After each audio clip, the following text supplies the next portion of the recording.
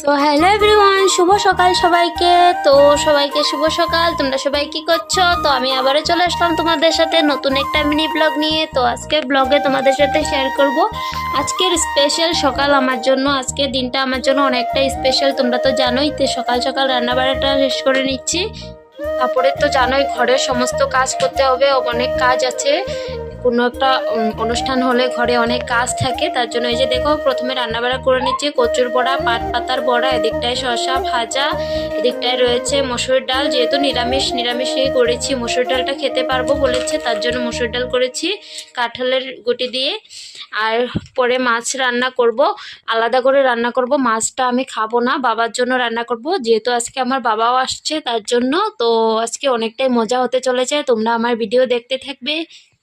তোমরা তো কমেন্টে বলতে পারলে না, চলো আমি বলে দিই। আজকে হলো আমার বাবুর বার্থডে, তো আমার কাছে সব থেকে স্পেশাল দিন।